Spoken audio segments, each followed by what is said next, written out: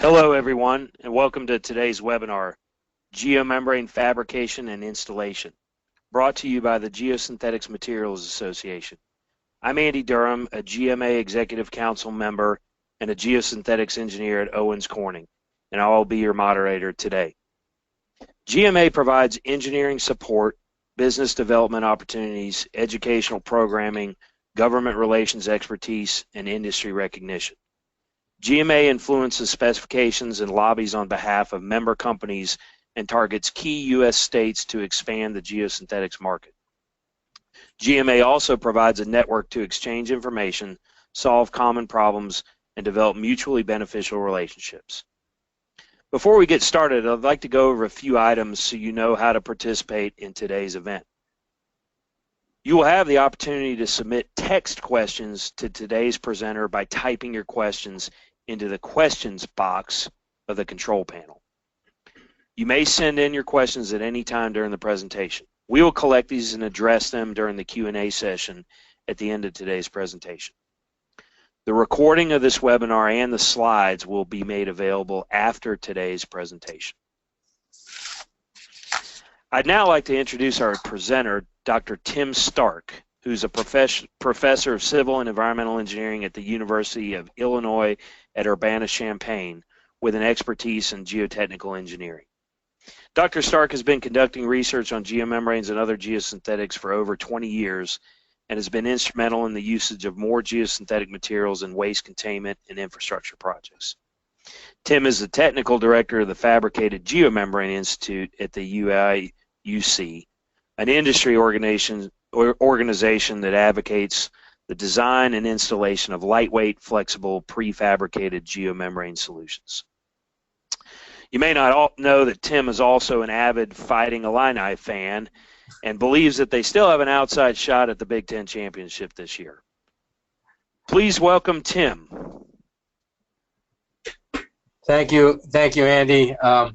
I think they're out of it by now, but anyways, good morning, everyone. Thanks for joining us about geomembrane fabrication and installation. Here's an overview of the webinar. The first topic is really important, this quick overview. I'm going to cover a lot of the important topics in this quick overview, and then the other bullet items, I'll get into specifics about what the information is in the quick overview. So the quick overview. What we're discussing is factory versus field seaming. All of these materials come on rolls of limited width, and to create a large enough panel for an area, we either have to weld it inside or weld it outside and seam it together. So the factory seaming has a lot of advantages, as I'm pointing to.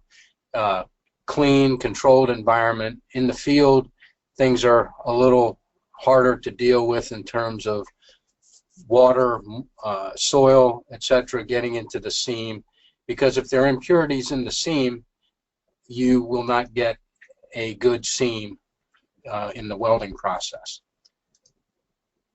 So these materials can be fabricated in advance, seamed, tested, and rolled in a factory, transported to a particular site, unfolded, deployed at a site by just pulling open the panels, and then, if needed, they can be field seamed there and the field seams tested in the field. But that amount of seaming will be much less than what occurs in the factory.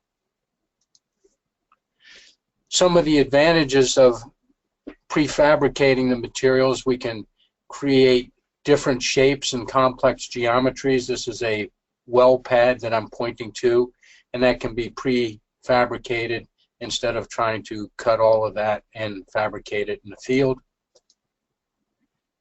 This table is really the key to understanding the size of the panels.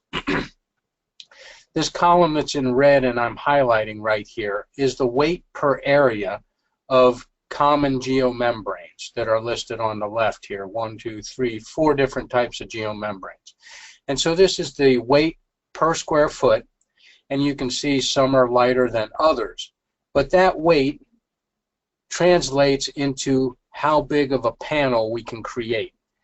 And the total size in square feet is limited by the amount of weight your truck or trucking company can carry.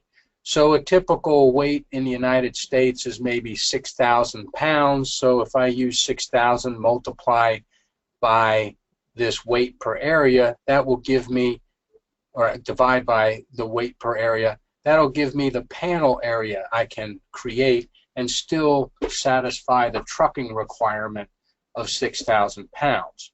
Other countries have different trucking weights. You'll see in just a minute in Canada, a 9,000 pound panel was created.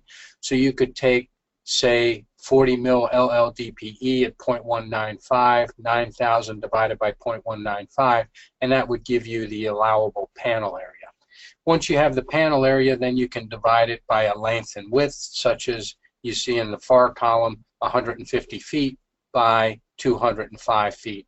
And that size panel of 40 mil LLDPE would meet the shipping requirement of 6,000. So this is an important table, and it gives you an idea of your panel size. Each material will have a different weight per area. So the Fabricated Geomembrane Institute has an annual market survey. In 2007, we had great participation from all of the manufacturers, and you can see in this survey that there were about 2.3 billion square feet of fabricated materials installed in 2012. That gives the audience an idea of how big or how much fabricated material is installed in a year. Okay, so let's now get into the details. That's the overview. So let's look specifically about fabrication and the other topics that I had at the beginning. So fabrication. By using factory fabrication, we can eliminate up to 80% of the field seams. In other words, about 80% of all seams are constructed in the factory, climate-controlled area, and this can reduce the field time and speed installations. An example in the photograph is a tank pad liner, and you can see this circle is created in advance of the geomembrane, as well as the other geosynthetics used for the tank pad liner, and then just simply deployed at the site instead of trying to create that complex geometry all at once out in the field. This is a list of typical geomembranes available in the industry, and all of these geomembranes except one, high-density polyethylene, can be factory fabricated.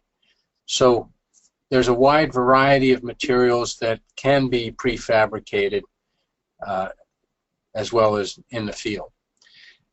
The Fabricated Geomembrane Institute has created 3 installation guidelines for the International Association of Geosynthetic Installers, IAGI. There's their acronym, IAGI. And these 3 are on their website. And we broke fabricated geomembranes up into 3 categories. Lightweight reinforced, and so these are materials with a thickness less than 25 mil. Heavyweight reinforced geomembranes with a thickness of greater than 25 mil. And then unsupported compounded geomembranes such as PVC geomembranes, EIA or TPO geomembranes like flexible polypropylene. And so if you're interested in installing fabricated materials, I recommend you go to the IAGI website and download the appropriate installation guideline, which walks you through best practices for installing these materials. Okay, so fabrication, now let's talk about the incoming materials. They are inspected when they arrive. Generally, the manufacturer produces a test report of the index properties for the rolls that are being provided and certification sheets. This is one such typical sheet, and it has the product specifications and the accompanying test values. And so those are very important for documenting the rolls before they're fabricated into panels. Now, one advantage of the prefabrication process is a panel layout diagram can be created. This is one for a rectangular pond. Each one of these are a panel, and these panels are prefabricated, numbered, and shipped to the site, and then they are unloaded off the truck, put in the proper spot, and then unfolded in the field. I'll show you a panel diagram for a landfill in just a minute. Here's the landfill, and this can be created in, say, a CAD program such as AutoCAD. Each of the panels are numbered, as you can see here. They show up at the site, and then they are unfolded, as you see in this photograph, in this particular spot. And so everything's prefabricated. There's not pre-cut. There's not cutting and sizing out in the field.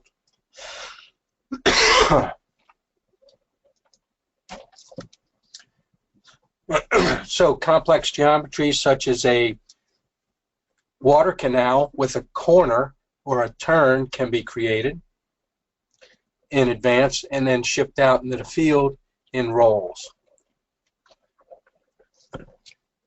Here's a panel being deployed with people get a little air underneath the geomembrane, and it pulls out very nicely. Okay, welding and seaming. There are a variety of ways to weld and seam these materials. They're listed here, 2, 4, 6 of them.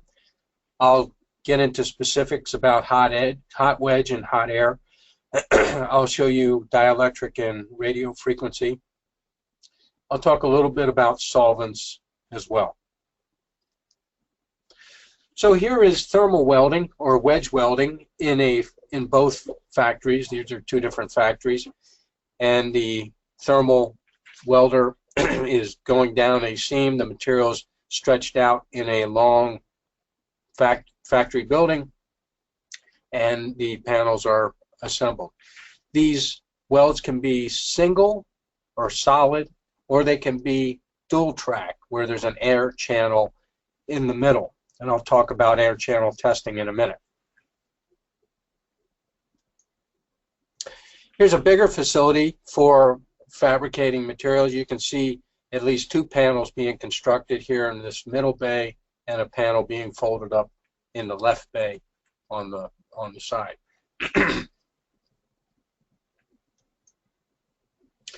This is an automated solvent seamer. So those other 2 photographs or slides I showed were thermal welding. Here is solvent welding, and this is an automated machine. If you look, these are 1, 2, 3, 4, 5, 6, 7, 8, 9, 10, 11 rolls of PVC geomembrane along the top, right here. And then below, there's a solvent in a bottle with a little brush or sponge that puts solvent along the edge of each of those sheets. The machine flips everything over, and the 11 rolls are welded together using solvent, and then they exit the automated seamer on the right side here. So that's a pretty sophisticated solvent welding machine. Here's a radio frequency machine. The left photograph that I'm pointing, this is also a solvent weld being, after it's been welded off the machine I just showed you, it's accordion folded onto a pallet, and then the pallet is transported out to the field. Same with the radio frequency or RF seaming on the right. It's seamed by radio frequency heating up the material, the geomembrane, and then accordion folded onto a pallet and transported. This is an automated thermal seamer similar to the solvent welder, and this can create very large panels in one pass instead of unfolding them onto the floor. So the fabrication can be fairly sophisticated. Here is some of the complex welding and seaming that can occur in the factory. What you see here with all these little creases and folds, this is actually a circular geomembrane for a tank. And it's now all seamed together, folded up into one strip, and when it gets to the field and it's unfolded, it will be a circle that fits the diameter of the tank. And that can all be done inside instead of trying to weld and create that complex geometry out in the field. So quality control testing. How do we ensure the quality of the seams? In the factory, the conditions are ideal for seaming: constant temperature, no wind, no debris, dirt, moisture, rainfall impacting the seaming process. And so the test method, ASTM D7982, deals with quality control and testing of factory fabricated seams. And it's important to notice that the requirements of 7982 do not require destructive samples of the fabricated seams in the factory to be tested. What's required is tests done on each machine/operator at the beginning of welding every 4 hours, and this can be accomplished on test strip material or extra material at the end of a roll, and also after each shift change.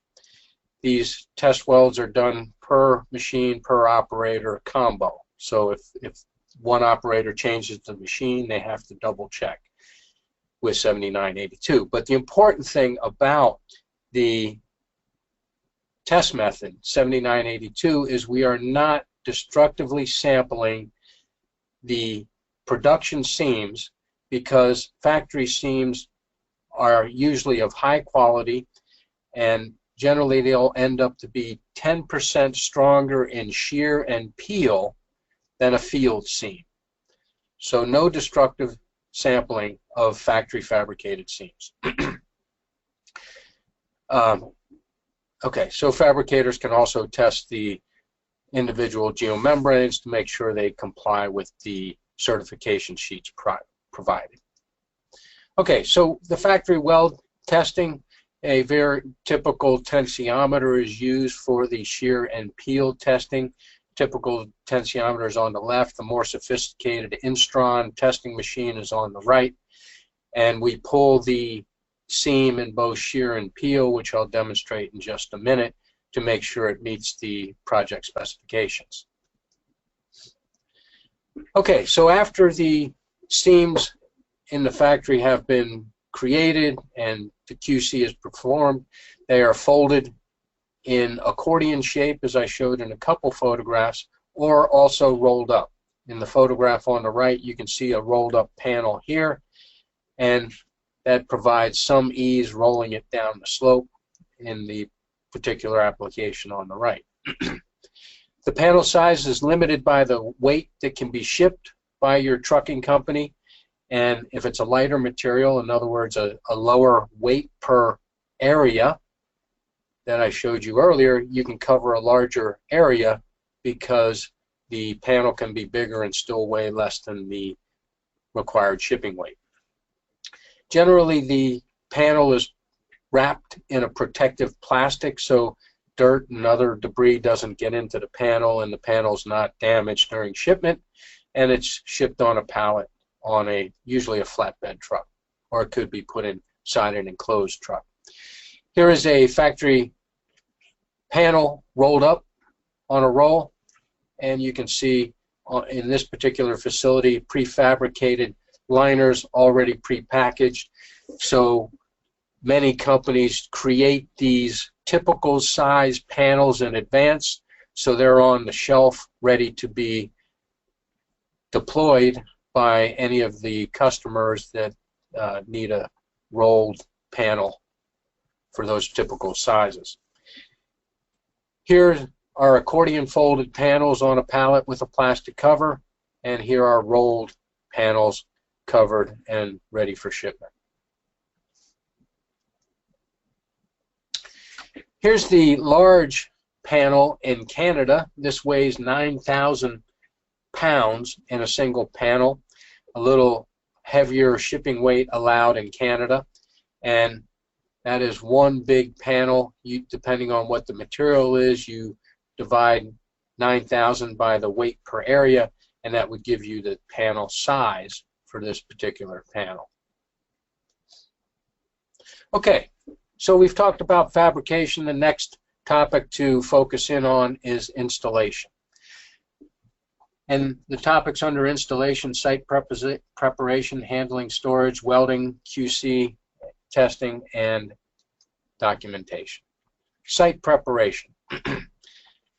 Very important for all geomembranes to be placed on a smooth, flat, and unyielding subgrade, because if there are rocks and other things sticking up, it could damage the bottom side of the geomembrane. Also, drainage is important, so it's good to have a flat, slightly sloping base so the liquid inside the facility, for example a landfill, flows to a sump and it can be pumped out. So here are some examples of sites that are not ready for geomembranes, especially the one on the right that I'm pointing to. Clearly there's too much water here, and the subgrade is not smooth. The geomembrane will not lie flat on that subgrade, and that'll create tensile stresses in the geomembrane, which are not desirable.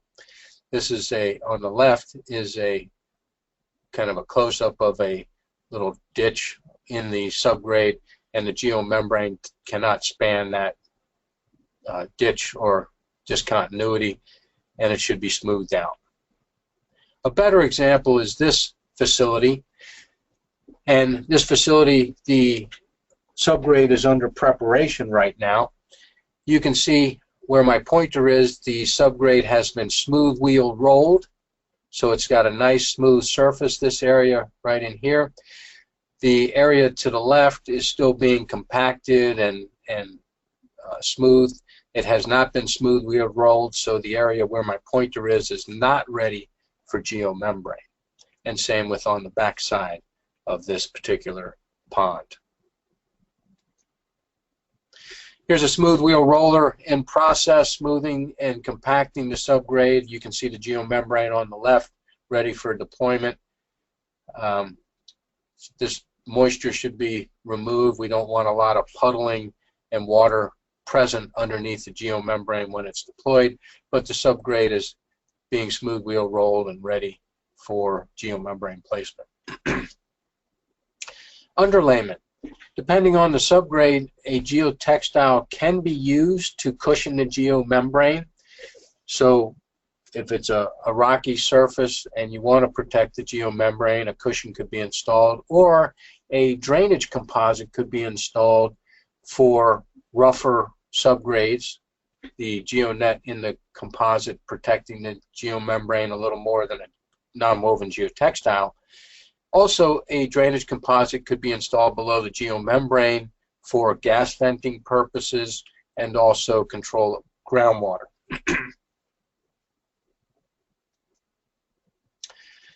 Here's geotextile installation above the geomembrane instead of below.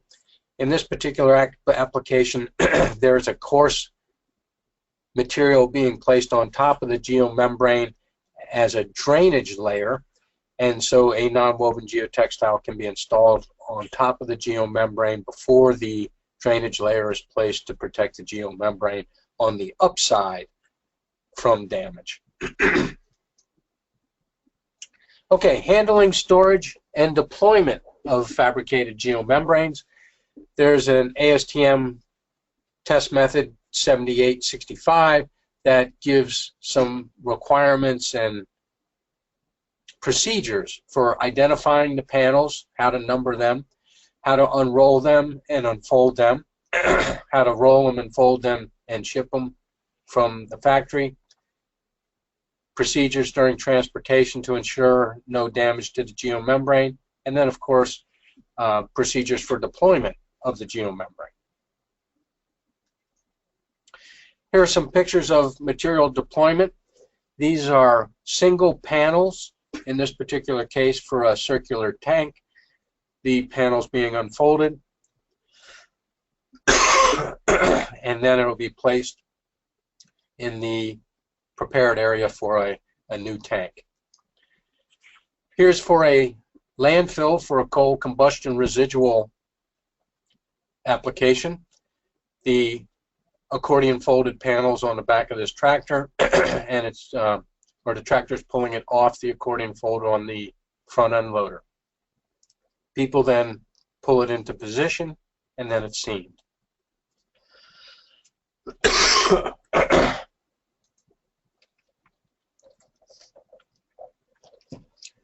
Here's a smaller panel off a boom truck and being pulled down into a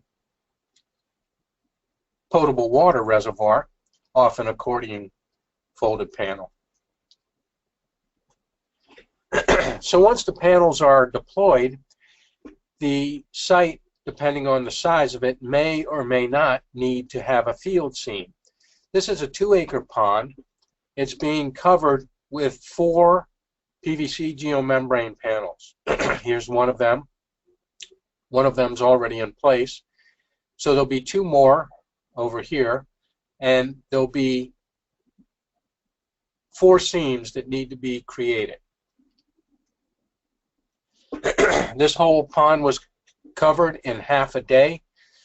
2 field seams, long ways. Here's one, and that goes all the way down.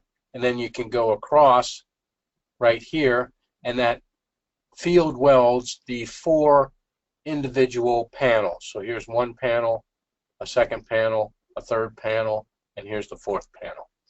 So there are 80% less field seams with this fabricated material because the majority of the welding was performed in the factory.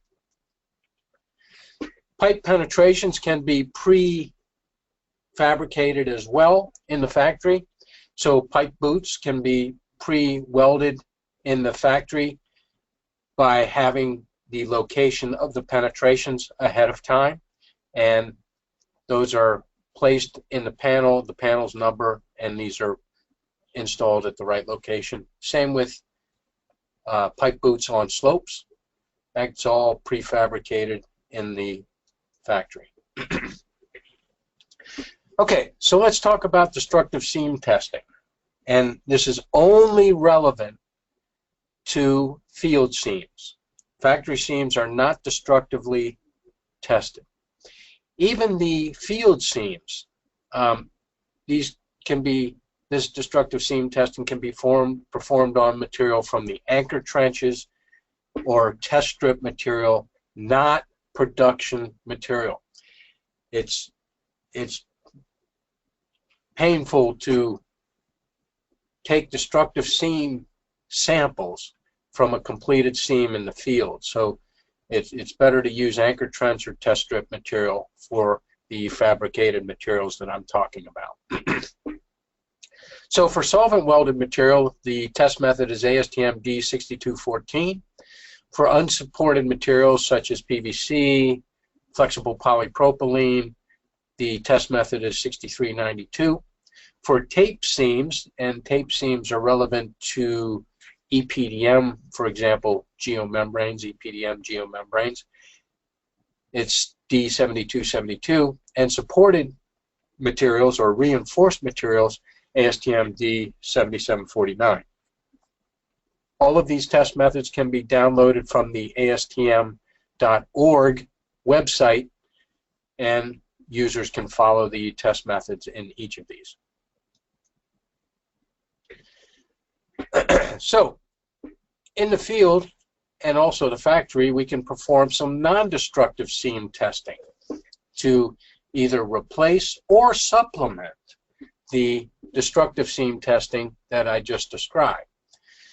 So here are 4 different non-destructive seam tests and the corresponding ASTM test methods. The first is air lance testing, and I'll show you some photographs that demonstrate this, but there's a high pressure air jet that's applied to the seam to see if there are any gaps or voids in the seam. Vacuum box testing or chamber testing, They're the test methods. Air channel testing, which is really beneficial for these more flexible materials because you can see the integrity of the seam, which I'll illustrate in photographs in just a minute. And then spark testing for some very specific geomembranes. So the most common are the first three. Air lance testing. So there's high pressure air being extruded from this nozzle that I'm pointing to right here.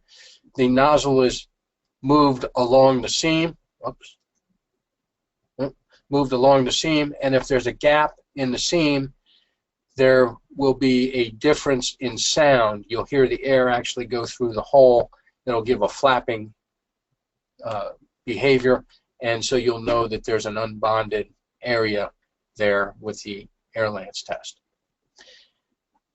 Leak location is for after the geomembrane is installed, and they're the test methods. Oh. I'll have to go to a different PowerPoint to show you the air channel testing. So this is the summary side, and then I'll switch PowerPoints. Something happened with this PowerPoint. The fabrication occurs in a controlled environment, 80% less field seams when we factory fabricate. Many geomembranes are installed in a single piece, especially tank liners are a good example. During the installation, the key pieces or key aspects are subgrade preparation. Field seam types depend on the material, and so they could be solvent welds versus thermal welds. Destructive and non-destructive testing is available. If you're going to perform destructive testing, that should be performed on anchor trench material or test strips, not the production liner. Non-destructive tests, which I'll illustrate by bringing up a separate PowerPoint, air channel testing, vacuum box, and air lance are really a great option. And leak location methods are really important after the cover soil has been installed to check the integrity of the geomembrane. So if there are questions, now would be a good time to submit the questions while I switch PowerPoints.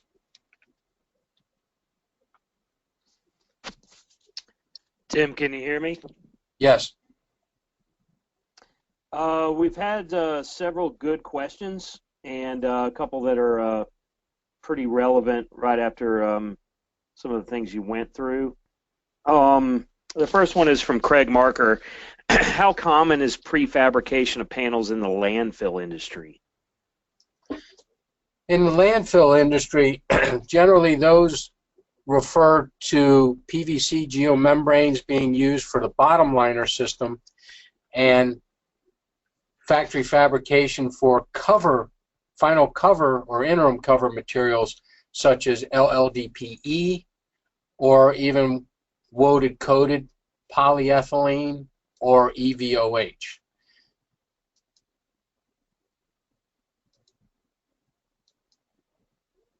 Okay. So with fabricated geomembrane panels, how big of a problem are inevitable variations in site prep and grading to get precisely fabricated panels to fit in the field? And that's from Ben Dorji.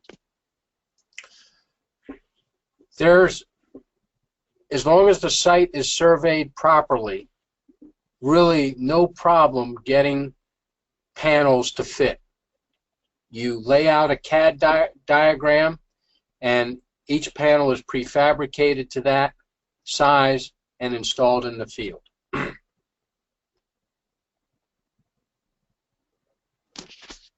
Okay.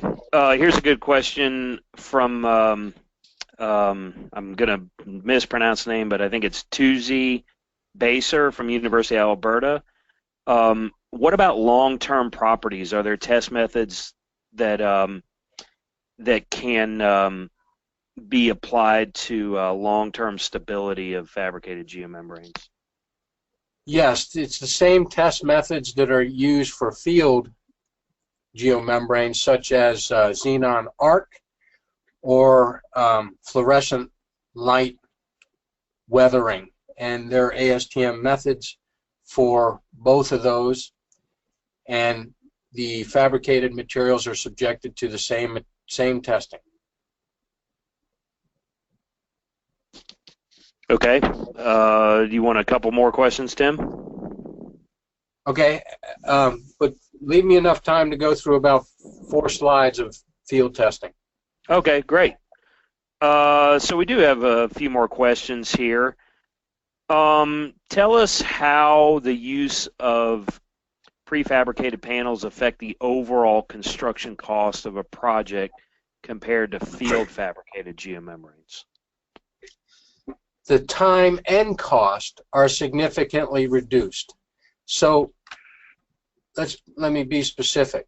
So all the destructive testing, QA and QC, that has to occur in the field does not have to occur with fabricated panels. So what this means is third-party firms that are overseeing the installation, there's less travel time, less hotel time out in the field, as well as less testing. Okay. Which also makes the construction more modular and predictable. In other words, if you have to go out and install 5 panels and seam them together, that's a very modular, definable task out in the field. Whereas if you have to come out and cut all of that material, size it up, and seam it, weather becomes a factor. It's not a very definable or modular construction schedule. Okay. Here's a really good question. You mentioned, Tim, that prefabricating or prefabricated seams generally result in about 10% higher results in peel and shear. The question is, because of that, is it appropriate to specify higher strength requirements in the QC testing of fabricated geomembranes versus field welded geomembranes? I don't think it's required to submit a higher requirement for the seam. I think it's just important to know that the seam will be 10% stronger in shear and peel, because the seam strength for these materials are usually 80% of the parent material. So 80% of the tensile strength of the parent or virgin material. And so what we're saying with factory fabrication, we're going to be 10% above that because of the controlled conditions. Okay. One of the other questions was, which geomembranes typically have the best puncture resistance? The best puncture resistance would be from the reinforced materials. Okay. I'll give you about 2 more questions, Tim, and then you can finish up with your last 4 slides. Okay. Here's a good one from Ryan Camp. How can seam continuity be tested with an automated seaming machine? Oh, in the factory? Is that? I believe so. Yeah. So in the factory, those automated machines that I showed you some photographs, one was a solvent, an automated solvent, and an automated thermal. Generally, those are solid seams, so they'll be about 1 inch wide, and they can be tested at the beginning and end of the panel. I don't recommend cutting a destructive sample in the middle. If you want to, you can, and then patch over it with either a hot air patch or a solvent patch, but I don't like cutting in the middle of a production seam. So those solid seams, they're about 1 inch wide, can be tested on the end in both shear and peel. Okay.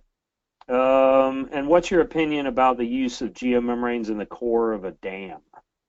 Huh. That's a really Might, good question. might be a loaded question. That's Yeah, from Sarper Demerdogan. that is a loaded question. So to summarize that, in the United States, the major dam entities in the United States have not utilized geosynthetics in a significant way. So no geomembranes, no drainage composites instead of a sand filter in the United States. In Europe and in Canada, geosynthetics have been used. For example, there's a famous dam in Canada near Vancouver, Mission Dam, built in the 60s that has a PVC geomembrane on its upstream slope, and it's performed well ever since. And in Europe, there are also geomembranes being used for, say, dam rehabilitation, concrete dam rehabilitation, as well as concrete face rockfill dams. So that question is really important, really relevant, and most of the examples are not inside the United States. Okay, and then let me give you one more, and then you can finish up, and we'll come back to the last few questions. So, Mubashir Shahid had a question about some specific types of seam testing. For example, on the wall of a tank, how do you test extrusion welded seams um, as well? And I think he's asking in terms of um, if there's differences in how you would test those in the field versus any special welds that you would do in the factory. So extrusion welds in the field, generally they have to be tested with the vacuum box. And so the vacuum box has a clear glass on it. A vacuum's applied, and you see if air comes up into the vacuum box. If it does, that means there's a void or an unbonded area. So that's the best way to handle extrusion seams. Now, all of these fabricated materials can be seamed with hot air or solvent. So very rare to see an extrusion weld on fabricated materials. Generally, extrusion welds are used for high-density polyethylene geomembranes to patch. Andy, there was a second part to that question. I forget. You're right, there was. And so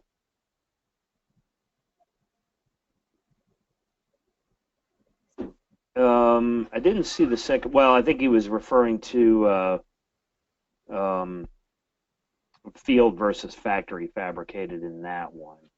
Okay, so if you do have an extrusion weld in the factory, you would use a vacuum box as well there. So same whether it's a factory or a field. Okay. I'll tell you what, Tim, why don't you go ahead and finish up on your last few slides. I'll compile the rest of these questions at the when you finish that, and we can close it out. Okay, so somehow I lost a couple slides in the version that I used for the presentation today. So I want to go back to the air lance test and the air channel testing of field seams. This is a close-up of the air lance test and the nozzle, and this is run along the seam, and this is a photograph I showed you earlier, and you look for small voids or unbonded areas.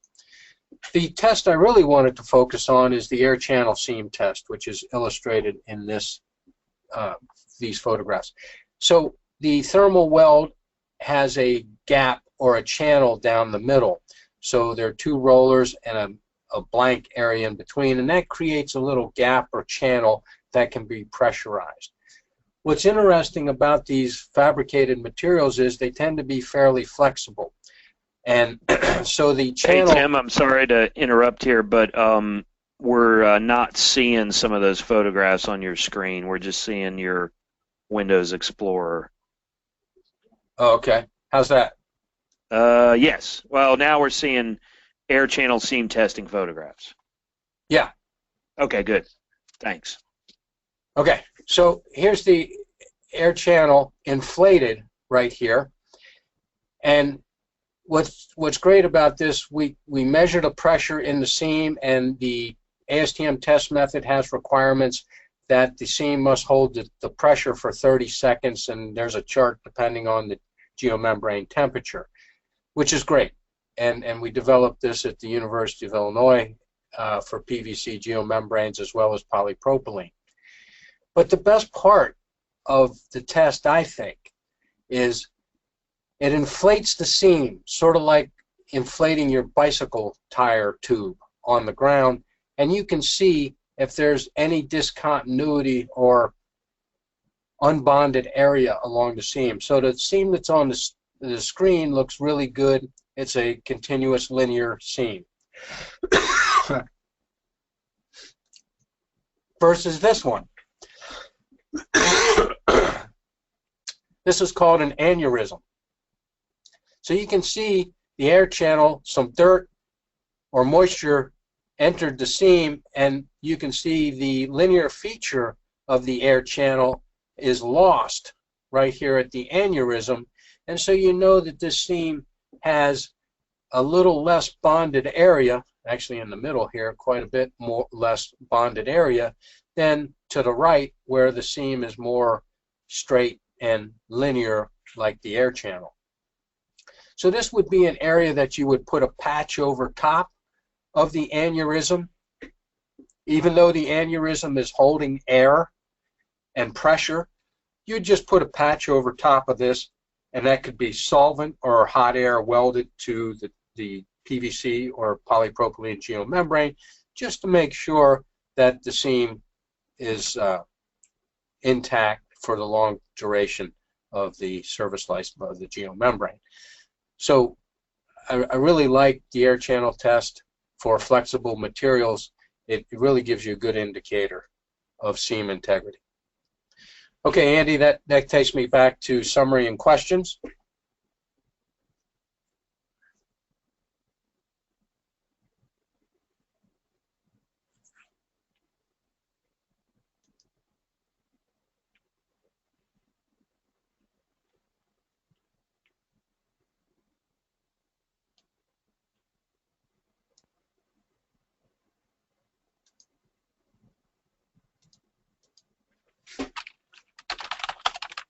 Wait, I'm sorry, Tim. Okay, so we're going to go through a few more questions here with the time we have left, and I'm going to go back to a question from Mubashir Shahid. Is there any special software that can automatically take care of dimensions, weight, while matching site geometry, width, sheets overlap, things like that? Do you know of any software that would help on that, Tim? I think just a typical CAD program, just for example, AutoCAD, or maybe even Microsoft Visio. You can sketch the panel layout diagram, and then in AutoCAD, there's an area feature, so you can just highlight the area with the cursor, and then it'll calculate the area of that panel. And then using the weight per area of the panel, you can figure out how much each of those panels will weigh. That's right, and there may actually be manufacturers out there that provide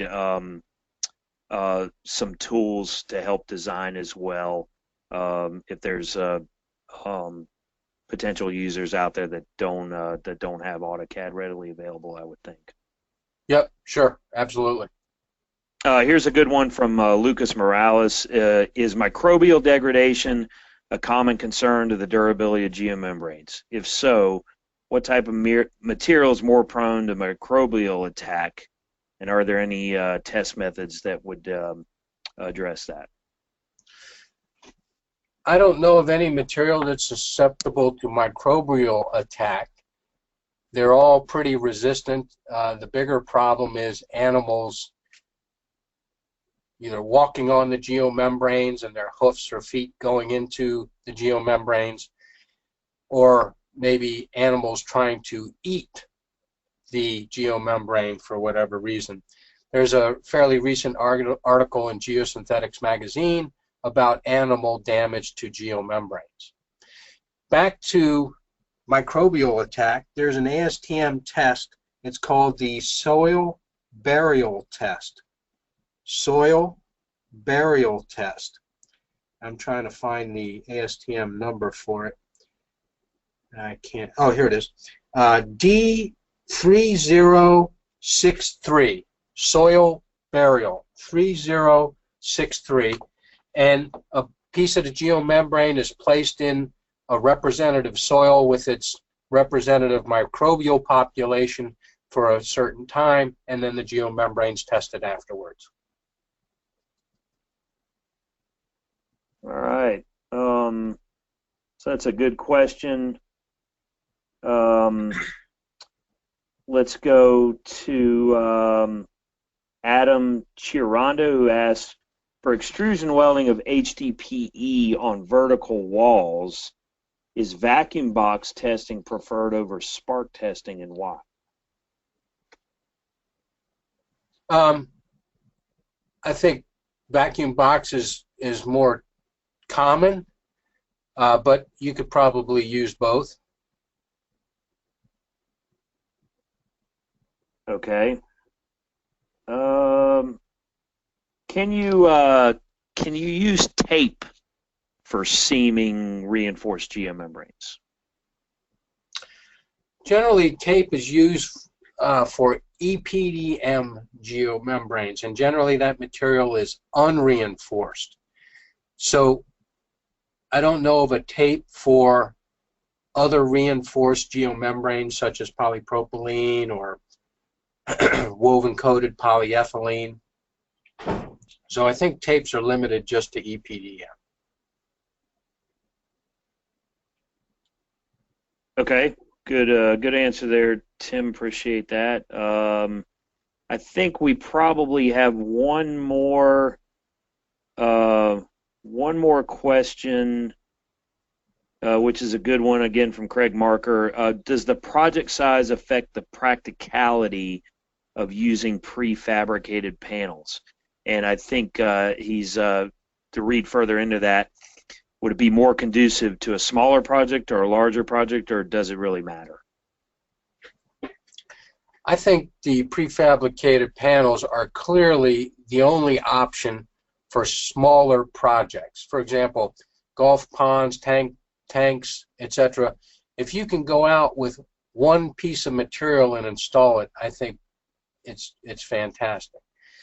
But I also think the cost benefit, so on those smaller jobs, the quality is much better, far better. But on the bigger jobs, I think that's where you see the bigger cost benefit of prefabricated panels. So if you take a large project like the Columbus Water Reservoir project, that was a factory fabricated project, hundreds of acres, and if you can do 80% of that work in the factory, that translates to a much bigger cost savings because the field time is significantly reduced. So I think on smaller jobs, much better quality. On bigger jobs, much better cost benefit for prefabricated materials. All right. Well, I think that's all the questions that we've had, and I really appreciate everybody being very interactive and asking a lot of different questions. I think they were all good. So want to close it out, and thanks. Thank you very, very much, Dr. Stark. We really appreciate your time. Before we wrap everything up, I'd like to mention a couple more ways to become more involved with the Geosynthetic Materials Association. This month, November 16th, GMA will be hosting a technical seminar on geosynthetics in Linthicum Heights, Maryland. It'll be in collaboration with the Society of American Military Engineers. Also, the Geosynthetic Materials Association membership visits Washington, D.C. twice a year for a great day on the Hill, touting the benefits of geosynthetics with federal legislators. In addition to that, GMA also visits 3 to 4 states a year to reach out to state and local agencies and officials and promote the benefits of geosynthetics and provide technical training. So we encourage you to contact any of us at the GMA to discuss how you can get involved with some of these activities. So once again, just to reiterate, the recording of this webinar will be emailed to you, a link to it, along with a copy of the slides. We once again would like to thank Dr. Stark and everyone on the webinar for attending today. Thanks, Andy. All right. Thank you.